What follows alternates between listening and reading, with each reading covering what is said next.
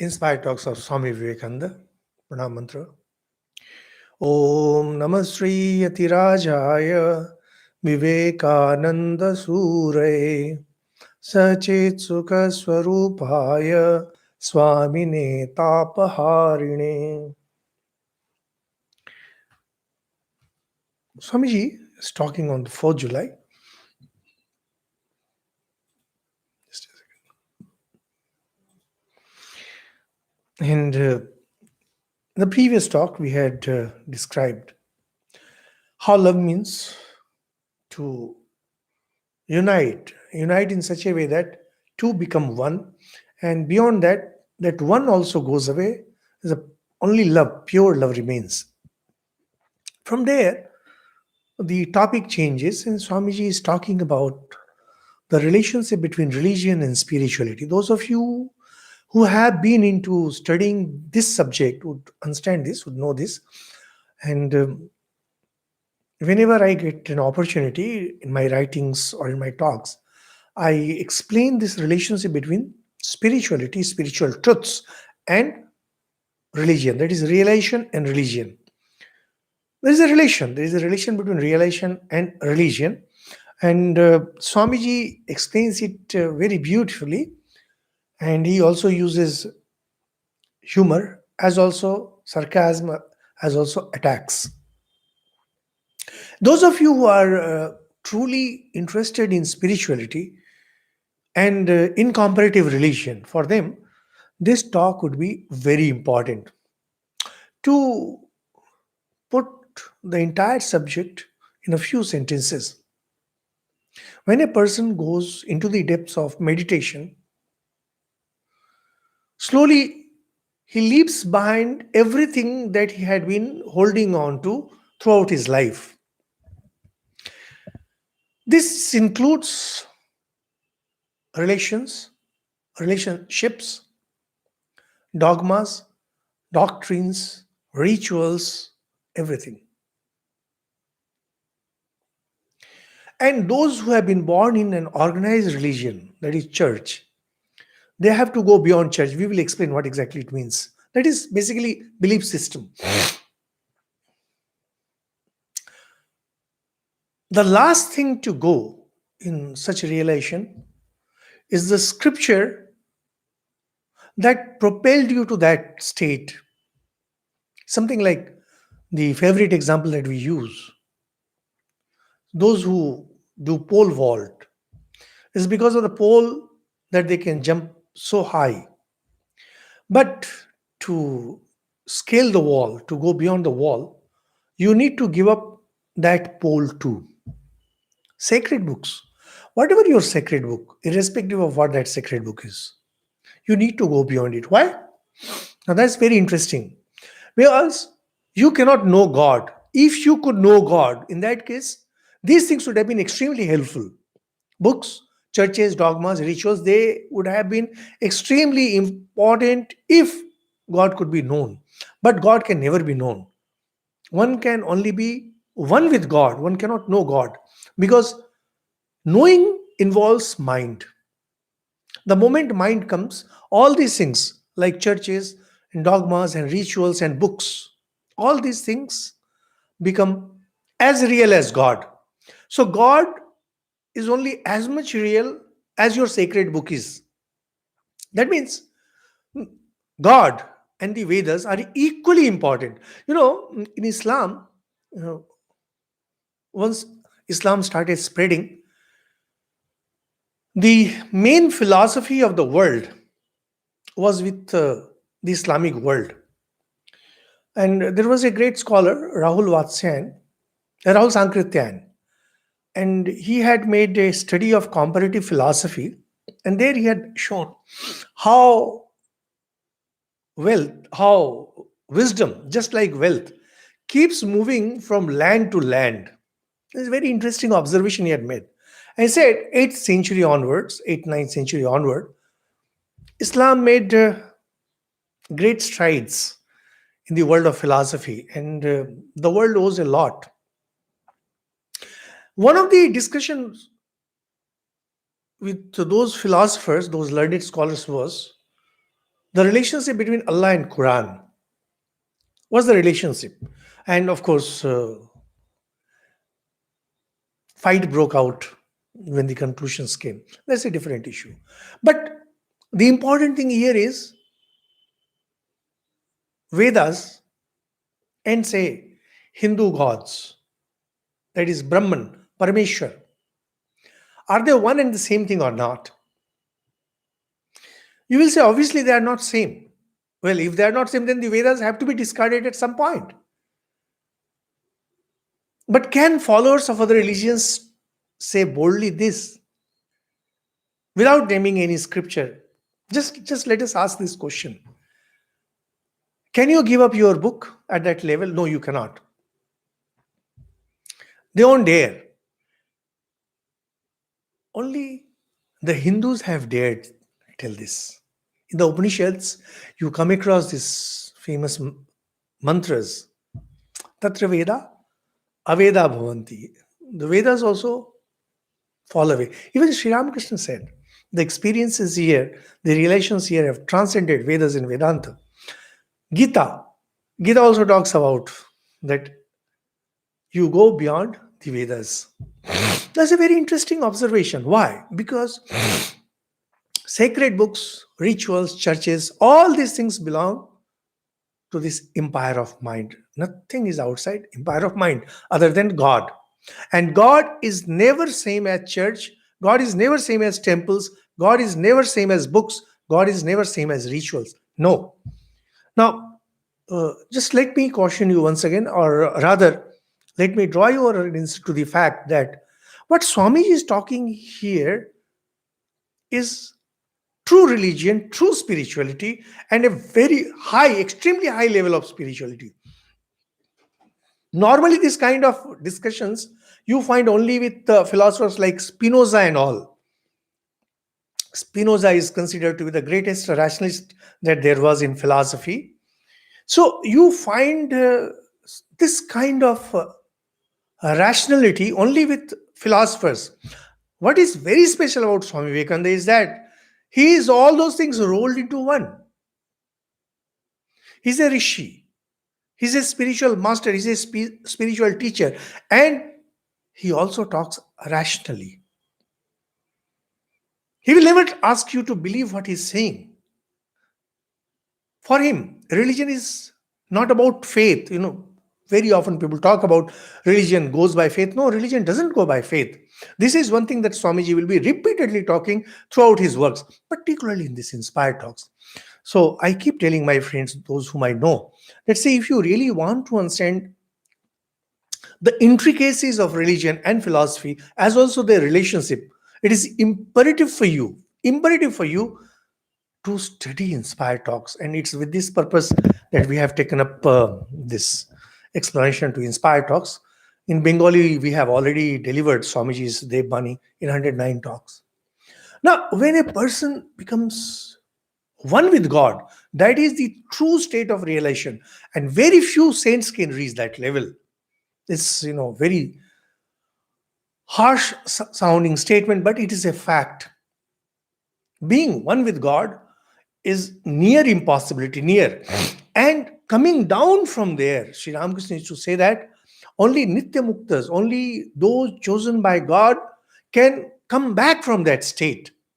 So, see, forget about this lot who are into practicing religion. Let's go with people who are into deep spirituality.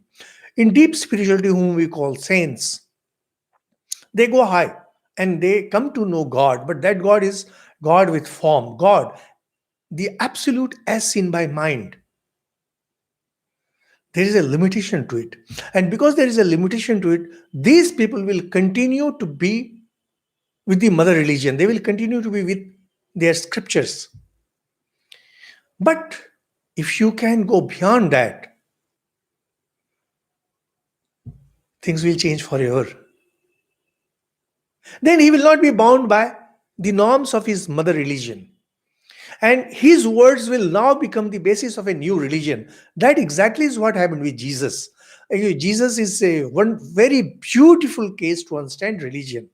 If one wants to understand what is true spirituality, as compared to religion, best thing is to study Jesus. I'm not talking about Christianity, because Christianity is now back in the same old trap. Now, Jesus broke away from Judaism. If somebody had asked Jesus, "Are you a Jew?" he would have gladly said yes. But Christianity became a different sect. Now, of course, it's a religion. But what Jesus said, he was basically going beyond the accepted norms of the then religion, the Old Testament. So, usually, what happens when such prophets come, for example, Lord Buddha himself, if somebody had told him that you are no more a Hindu, well, he wouldn't have really understood what exactly is being said. But he was very clear about one thing, that Buddha is a state. So he would not have understood the difference between Hinduism and Buddhism, etc. But because Buddha, Lord Buddha, is that person who became one with the Absolute and came back from there to preach, naturally his religion will be different. The problem begins here, as with Jesus, so with Buddha, that once a person has been one with the Absolute, comes back and starts preaching, generally his followers make a new religion out of it, and that itself becomes a dogma. And till the followers of that religion are bound by the norms and codes and mores of that religion, persons will only be knowing God with form. Hinduism alone is different in this way, completely different. Hinduism is master of all religions and mother of all religions. See, look, I am not being emotional about it, I am not being fanatic about it.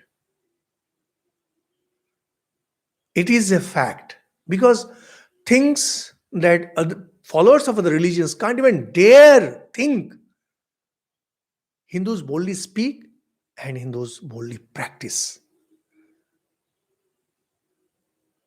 This is what Swamiji will be explaining here, that where every other religion other than Hinduism is bound by certain norms and adhere to those norms even at their higher levels, Hindus go beyond it. Not only that Hindus go beyond it, it's not only the saints and sages. For example, Sri Ramakrishna, who very clearly said that he has gone beyond the Vedas and Vedanta. And Swamiji is continuously talking about this. And yet, they continue to be within the folds of Hinduism. That's very interesting thing.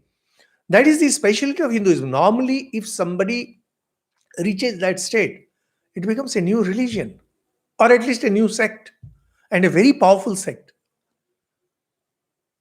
Hinduism is the only religion where it absorbs its sages, takes their words, makes a scripture out of it, but accepts the entire thing as part of the Vedas only. If the followers of Buddhas had not made an issue out of it, Buddha would have continued to be just a rishi of the Hindu traditions. Actually, he is. And Swamiji says he's a rebel child of Hinduism. Not so Christianity.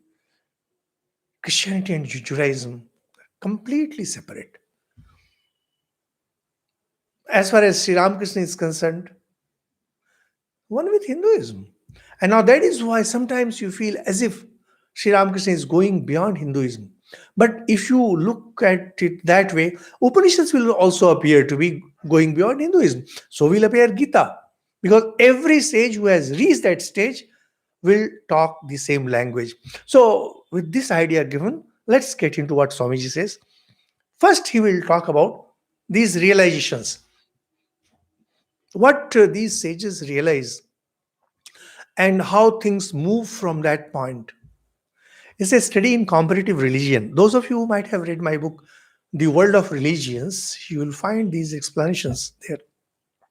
Knowledge exists eternally and is coexistent with God. Knowledge belongs only to God, to no one else. We are groping in darkness. We are in this world of mind. And it is more of serendipity. We are moving. We stumble across something and suddenly we feel that we proclaim that we have discovered something big without realizing that what we have discovered is just a chance stumbling against truth, or just a carbon copy of truth. Because knowledge is light, knowledge exists only with God. When you become one with God, you have that knowledge. But when you come back from there, again you enter the empire of mind, the world of mind, and what you speak will be extremely limited. So, no, whatever people may say, whatever the followers of one religion or other religion may say, no religion can ever express pure consciousness or God fully. It's just not possible. It is logically not possible. The man who discovers a spiritual law is inspired. Now, this is what we were discussing. A person who goes into the depths of meditation, he may come up with some inspiration. Inspiration here, it does not mean imagination. It means face of truth. The person realizes some face of truth or some facet of truth which he proclaims. Now, these truths are of very high order, no doubt. But beyond it is when a person like Jesus goes into that state where he becomes one with God, and from where he comes back, he is a completely different person. Everything he says is a revelation.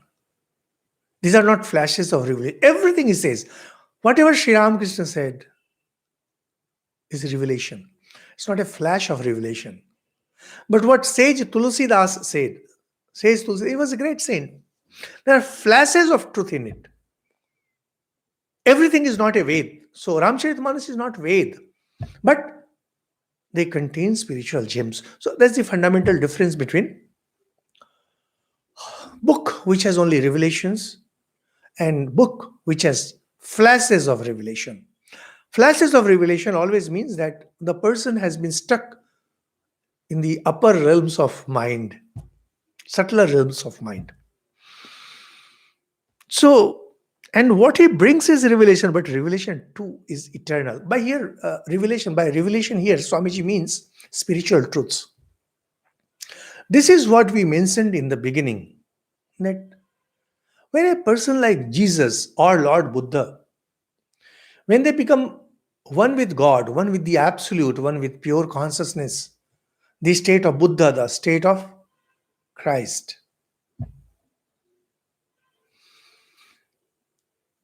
they have become one with the truth. Once they come back from there,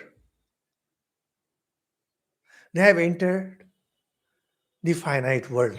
And because they have entered the finite world, what they want to express and the medium of expression, that is the words, they will be limited, extremely limited. So the revelations that they speak about will be limited.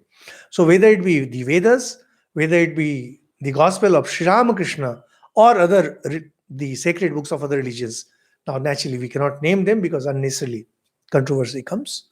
It be understood. They are limited. They are limited in time, they are limited in space, and most importantly, they are limited in the world of mind. Only God is beyond such limits. The problem is the followers of a particular religion, extremely limited, that their understanding is extremely limited. They feel that the knowledge that they are holding on to, actually, see, the problem is followers of a great saint or a prophet, their spiritual power is extremely limited. Their understanding of spirituality is extremely limited. When Swami Vivekananda had returned from the West, once he was delivering a talk in Madras, Chennai, and there were learned professors sitting there, and he says, "You are all mustached babies." When I had just joined the Ramakrishna mission, I was very young, I was 20, 21. And one very senior monk who was not considered to be a very learned monk, but he used to spend most of his time reading Gospel of Sri Ramakrishna in Bengali or Swamiji's works.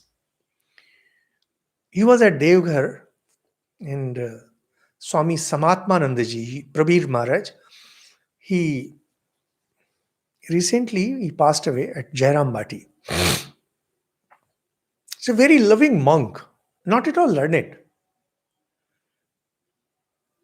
And even in his old age, he used to be charged up.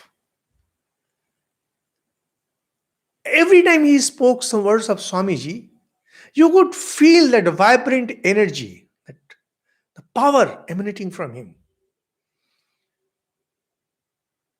It was a treat being with him. It was a treat talking to him, Prabir Maharaj. I think he passed away. When he passed away, he was around 100, or if not 197, 98. Till last, he was fully charged up. Oh, no. Oh, he was physically handicapped. He told me this sentence that when Swamiji told mustached babies, I could not understand. But because this was a sentence coming from Swamiji, I accepted it as something really big. And that sentence or that statement kept hounding me for years and years and years. It was maybe 10, 15 years after that. That means I had stayed in the Ramakrishna mission for the next 10, 15 years by then. When slowly this idea started becoming clear. If you're a wrestler, if you're a pahalwan, if you're a boxer, if you're a Olympic medalist in running or in whatever sports, that does not make you a scholar. That does not make you a computer scientist. That does not make you a physicist simply because you have been good at running. Of course, when we were at college, we had heard of Rhodes Scholarship where a person had to be good at academics and sports both. But that is at much lower level. We are talking at much higher level.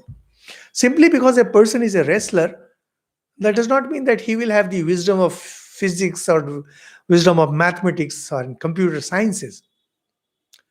Just like that, exactly like that. You may be a great scientist. You may be a great poet. You may be a great novelist. You might have won a Nobel Prize. But you may not understand even ABCD of spirituality. This realization became clear to me much later. As far as information is concerned, I picked up information pretty young, lots of things. But see, unless the ideas become clear to you and knowledge comes from within, information comes from outside. We often we confuse information with knowledge, whereas these two are not same. Knowledge is when you have that eureka moment. You say, oh my God, it is this.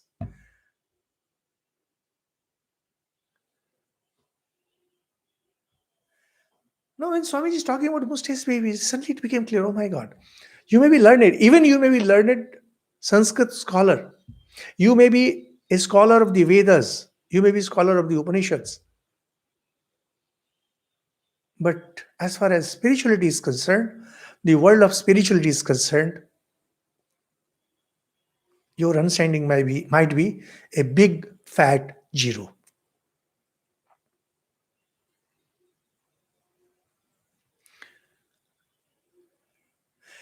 Most followers of any religion are just like that, who have a big fat zero understanding of spiritual matters. That includes Hindus, particularly in present times.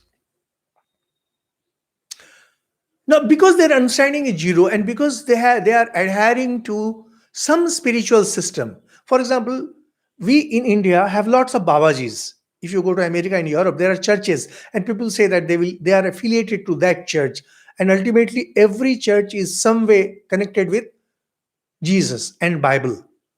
But in India, Babajis, they are free. They can go on talking any kind of nonsense, which even goes against, say, the basic principles of the Upanishads and the Vedas.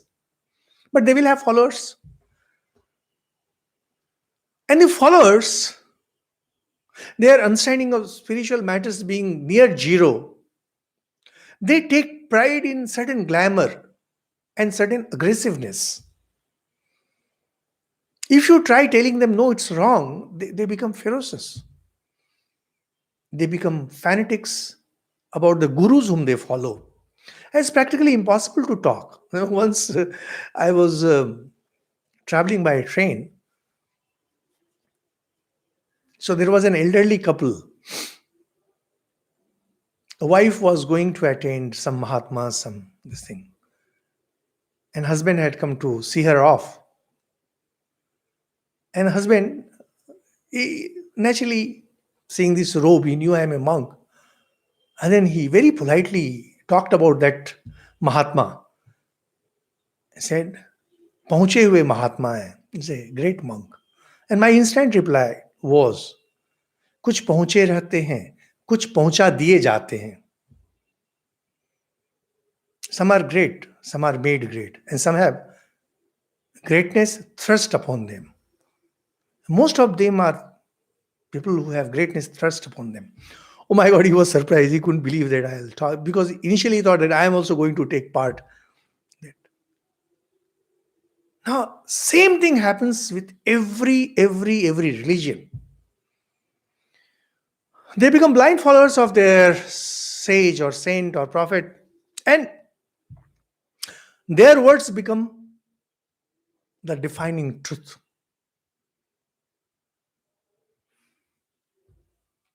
Worse, they think that spiritual revelation begins and ends with that particular book. For example, Hindus, you may come across Orthodox Hindus for whom Vedas are the sum total of knowledge. The Vedas that we have now, the four Vedas. Vedas actually means sum total of knowledge. Any knowledge is Veda. But here we'll say that these four Vedas, all the spiritual truths begin here and end here. But at least these Hindus, they are not fanatic. You can't even talk to followers of other religions. They'll get mad at you. But revelation too is eternal, not to be crystallized as final, and then blindly followed. Now I'll once again draw your attention to the fact that Swamiji was talking these things at this Thousand Island Park, where the listeners were all Christians who were all blind followers of Christianity, blind followers of church, blind followers of the Bible. Swamiji is not attacking them simply for the sake of attacking. He's just telling the plain truth. It's obvious. If God is infinite, knowledge associated with God has to be infinite. Now, how can you say that this book represents everything that is there? Or for that matter, any religion, how can it say that this is the whole of religion? The reason is, people who claim like that may be very successful in their own fields, but their understanding of spiritual matters, and worse, their rationality about spiritual matters, is a complete blank. And because it's a complete blank, they just believe in something. You see, if you keep on thinking of something repeatedly, it becomes a reality for you. Now, once you start thinking that your religion is great and your sacred book is the ultimate sacred book, that becomes truth for you. And this is what happens. And Swamiji goes into a direct mode where he says, not to be crystallized as final. Whosoever that prophet is, even Sri Ramakrishna, his words cannot be taken as the ultimate in the sense of that spiritual truth is only this much and nothing beyond it. No, you cannot say that. And then blindly follow. Now, because the Hindus have known this thing, in general, they have known that God cannot be limited. God cannot be limited, say, in the church, in the temples, or in the books. The Hindus have been criticized so many years by their conquerors that the Hindus, dare to criticize their religion themselves And this makes them free. Hindu, a devout Hindu I am talking about, not the critic Hindu. A devout Hindu, they do not mind facing criticism about Hindu religion, provided he is a devout Hindu. It's a very interesting case. Those of you who might have read Gospel of Sri Ramakrishna uh, pretty deeply, you'll find that many people used to come to Sri Ramakrishna and they had different opinion about religion. Even Narendranath Datta, who became Swami Vivekananda, whose words we are studying right now, he had his own ideas and opinions about religion and spirituality and God. He was a member of Brahmo Samaj, and Brahmo Samaj was extremely skewed as far as spirituality is concerned, because it was more of a thought out system than based on true realization. So when Narendranath came, Sri Ramakrishna instantly realized that he is the person who can take this message forward. And then Sri Ramakrishna started pouring his best on him. But Naren was not the one to listen. And every now and then he would ridicule Sri Ramakrishna. And Sri Ramakrishna used to take those things in lighter vein. There were cases when he used to get angry. Not only with Naren, there are many other cases. There was Dr. Mahendralal Sarkar, very famous person. He used to come and say lots of things. And Sri Ramakrishna used to laugh. Sri Ramakrishna used to laugh, mind it. This is what Hindus do. They laugh. For example, those of you who are aware would know, there are many very interesting poetry based on Sri Krishna's life, where Sri Krishna is being kind of ridiculed out of sheer love. What is that love? The way a baby goes on attacking her mom. Sometimes you might come across when a baby is angry, hurt, deprived of something, that baby goes on talking ill of her mother or his mother. Mother just laughs. One of the favorite things that the kids will say, "You are not my mom. You are not my real mom. If you were my real mom, you would not have done like this." Things like that.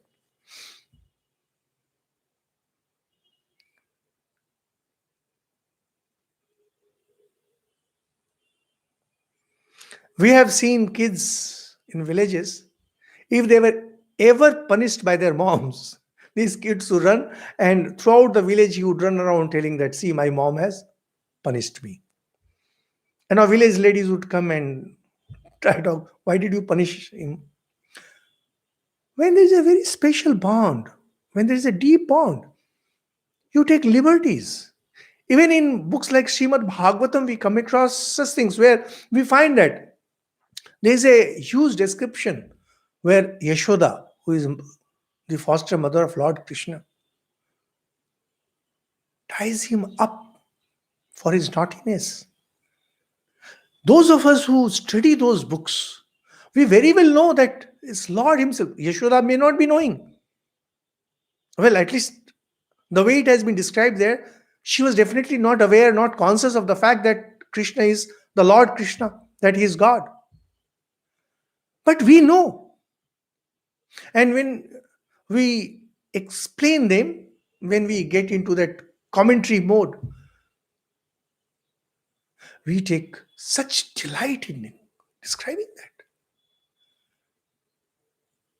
Krishna, the naughty. Actually, it's a form of criticism. It's a form of criticism of God. Even Sri Ramakrishna was naughty. Swami Vivekananda was naughty when they were kids. We have never heard of any such thing about Sri Rama. That does not matter. But when Krishna has grown up, we find that the higher form of bhakti, higher form of devotion, has been portrayed through some of the frolics of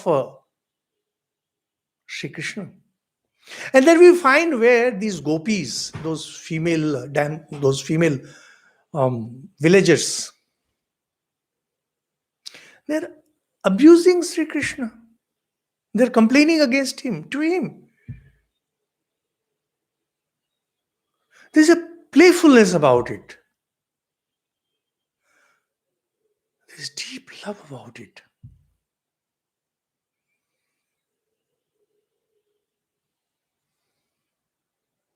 Hindus have been pretty critical about their own religion.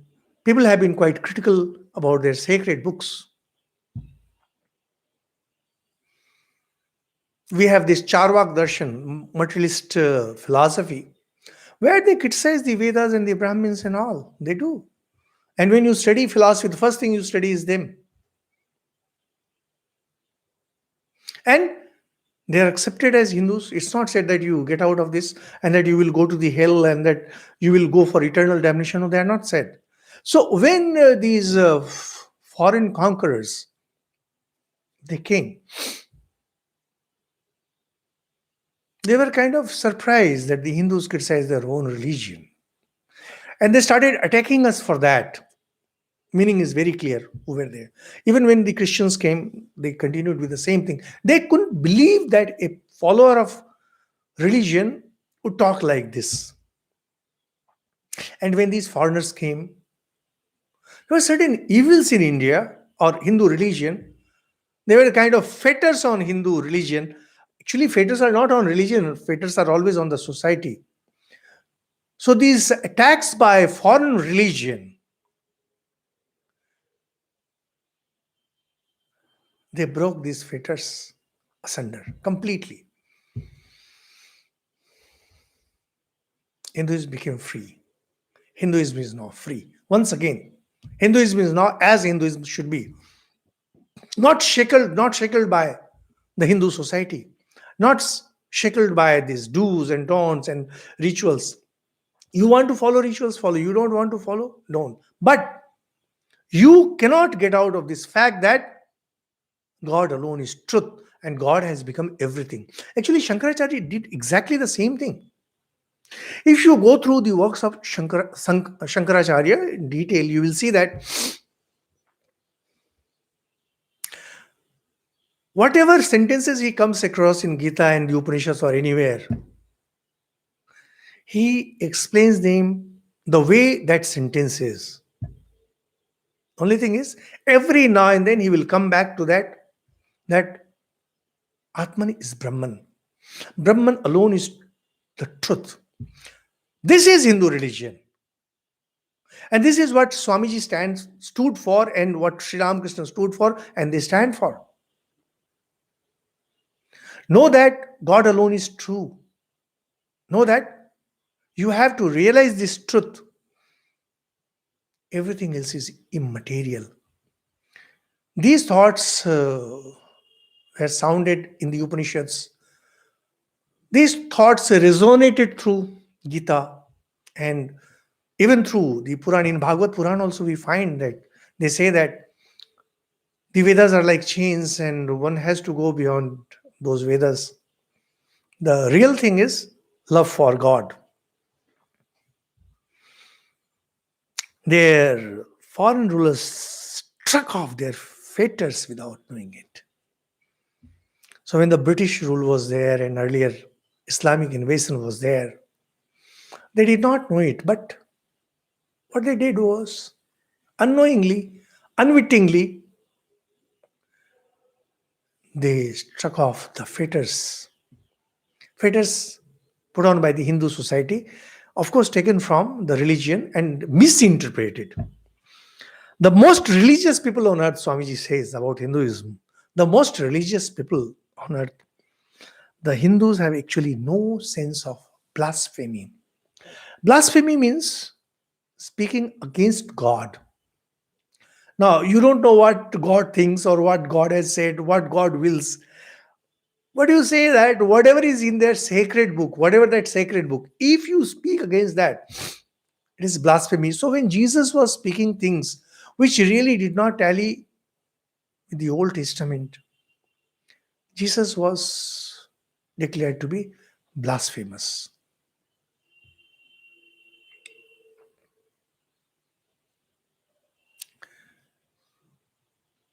Coming back to the discussion that we had earlier, here are the saints and sages who went into the depths of realization. They came up with some revelations and they spoke those words, and having a limited time, Whatever they spoke was definitely limited, and they were also within the limits of the mind. Unfortunately, the followers were extremely incompetent. They consider them not to be the gospel truth, but to be the complete truth.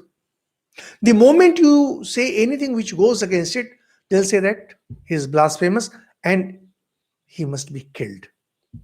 Hindus do not have any such idea about blasphemy, so they can make fun of their own religion. And see, people, even Sri Ramakrishna at times used to talk in jest, talk in fun about Mother Kali or about God. Because your life is so deep into God, you cannot think of blasphemy. What is blasphemy? How can you go against God? There's no way you can go against God. Because the moment you say going against God, you are making God limited. I keep telling this, of course, people will never try to understand. How can somebody sin against God? God's will is all powerful. And if I am sinning, that sinning is also by the will of God. If it's by the will of God, where did I commit blasphemy? It cannot be. It just can't be. Particularly if a person is devoted to God, how can he be blasphemous? When someone, those who are staunch materialists, and their number is quite rising in India, and they are very active on social media and all, and you find their comments, and those comments are in bad taste. See, we don't go out killing them because we don't say that they are blasphemous. But try speaking against some religions, some particular religion, see the consequences. So there was this Makbul Fida Hussain. He made portraits and this and that of goddesses, naked goddesses. Hindus objected that this is not done because not everyone has that mature mind. Now, people never said a word against him, against the painter, but people, those who were objecting, there was hue and cry against them. But would that gentleman do the same about his own religion? No, he won't. Because the concept of blasphemy comes.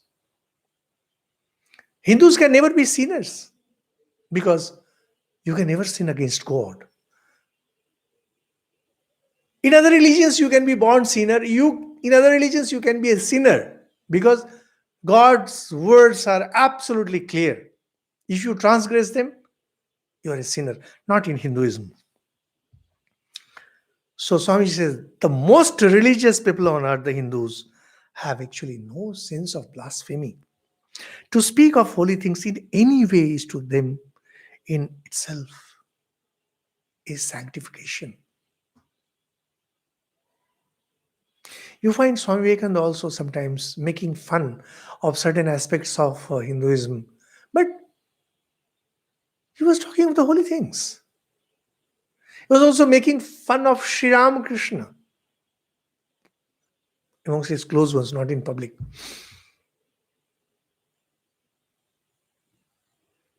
But if somebody is ridiculing out of spite, then the person has to be stopped because there are immature minds, and those immature minds will be affected negatively.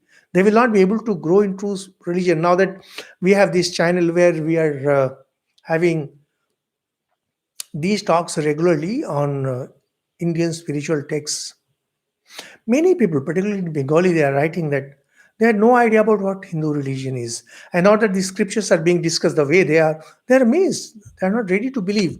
Because since their childhood, because of this government and this intellectual and that intellectual, they were fed with the ideas that everything in Hinduism is wrong. Nor have they any artificial respect for prophets or books or for hypocritical piety. This is, whenever I go through these sentences, I think of the tremendous power that Swamiji must have had to speak like this in America. America, the land of the Christians. And these Christians in America were more fanatic than the Christians, say, in England. And it's a wonder that Swamiji returned alive from America. In one sentence, he thoroughly demolishes the not so noble concepts of other religions. First, he says, nor have they any artificial respect for prophets. Whatever the prophet, they don't have artificial respect, because most people, most followers of religion, they have artificial respect, because they know that if they speak against it, things will go wrong. They will go wrong. We say that Akbar was a liberal person. Maybe he was. But people will not say that he did not believe in most things of his mother religion.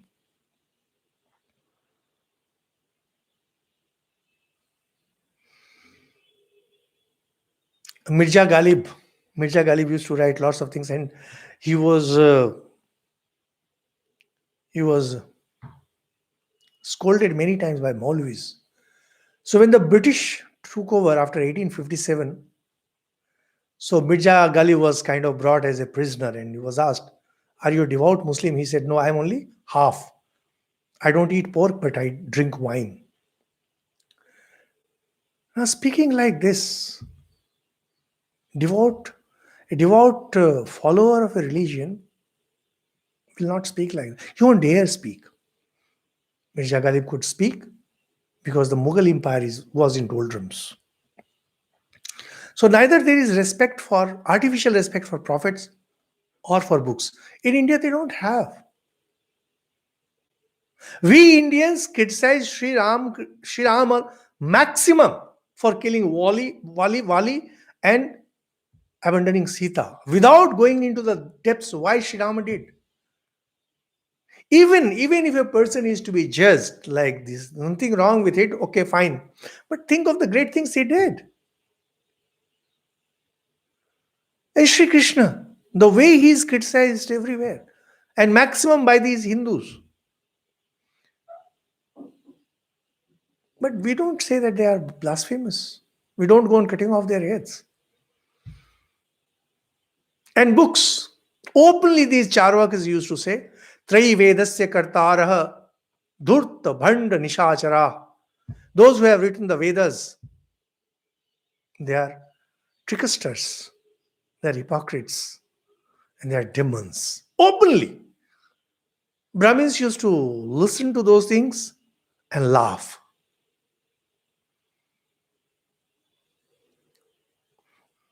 And hypocritical piety. You're scared if you read this, the history of dark ages in Europe, how the churches wielded power, and how for everything that a person did, a devout person did, they had to pay something to the church. And the farmers and poor people went on becoming poorer, and the churches went on becoming richer. During French Revolution, when the public ire was directed against the king, it was also directed against the churches for the same reason. They were considered to be engines of tyranny. When Karl Marx came, and when this Marxism took deeper roots, it very clearly said religion is the opiate of the society. By religion, he meant Christianity. Of course, he had no idea about what Hinduism is, and definitely those early Marxists, they had absolutely no understanding of the deeper facts about Hinduism. Their anger, their angst was directed against Christianity. So now, those people who were during the Dark Ages, and those who were kind of ruled by these churches, they had to show that. And now that the power of the church has gone, you can see that the churches are going empty. In America, you have churches for sale, and they're letting it out even for wine shops and all. Why? The church tries to fit Christ into it. not the church into Christ. So only those writings were preserved that suited the purpose in hand. Now, this is something once I told you about my good friend, Mr. Ajay Nayak. We were together in Chapra. He was the divisional commissioner, senior IS officer, and I was at Chapra, and we used to interact regularly. And there once he had talked about this organized religion, which I had mentioned earlier too. Now, when he was talking about organized religion, maybe he talked more about organization. But Swamiji is here talking actually about organized religion. This actually is organized religion. Organized religion always means, or maybe Mr. Naik meant that, organized religion always means where there is a very clear structure. In that clear structure, everybody has to fit. Everyone has to fit. For example, Ramakrishna Mission. Ramakrishna Mission is an organization. Here, Swami Samarpanananda ji, he made a very clear model of the Ramakrishna Mission. Now, every monk has to more or less fit into it. There are certain ideas that Swami Vivekananda said. Swami Vivekananda talked about higher ideals of spirituality and all. Now, that cannot be practiced here. If you want to practice those things, you have to get out of the organization, because organization will always run within a structure. Government of India, it will always run within a structure. If you want freedom beyond that, you have to get out of India. Society will always run within a structure. If you want to have freedom from the society, you need to get out of that society. Nobody objects to that.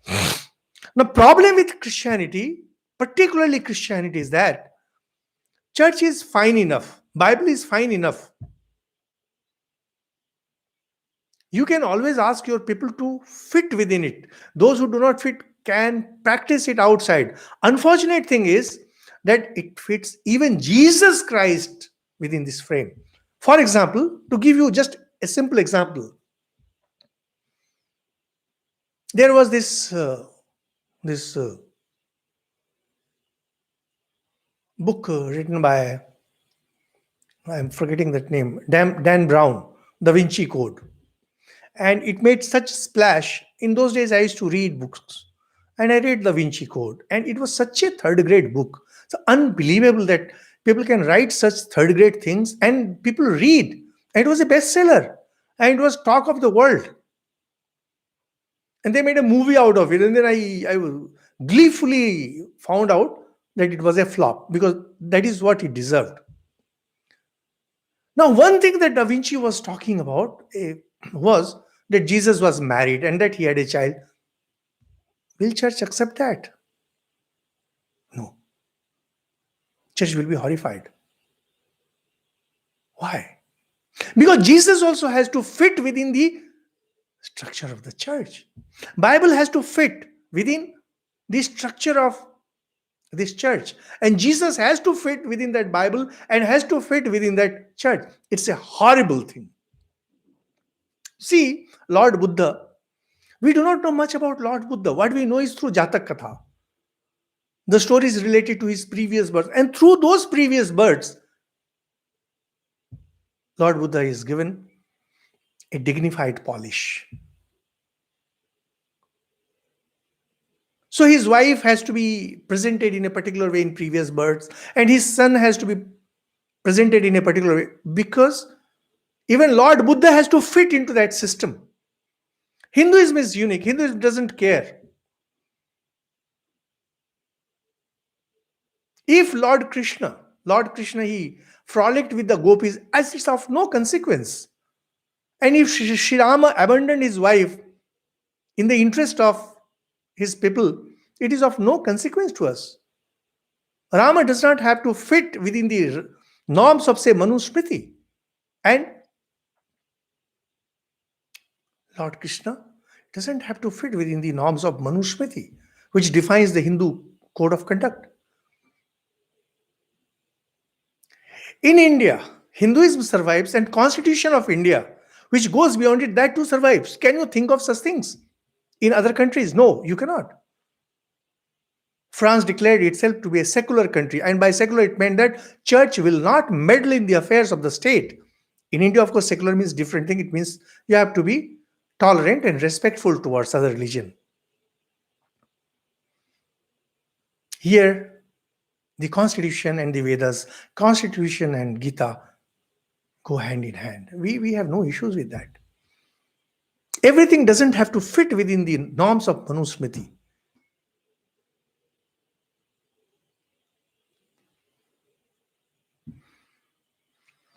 The church tries to fit Christ. That is the very unfortunate thing about the church. And that is why church is extremely prone to attacks. And it is hypersensitive. So when Galileo just spoke certain fundamental truths of science, he was to be persecuted. Bruno was burned at stakes simply because he told certain truths. Speak anything that goes against the tenets of the church, and you will be executed. This happens with every religion. If not executed, for example, we have this Spinoza, whom I mentioned.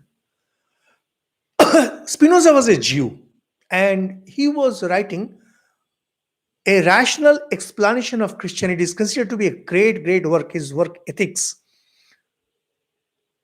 And the Jews were so scared of the period because they felt that they were already under persecution of the Christians, and if a Jew wrote anything about Christianity, they were going to be further persecuted.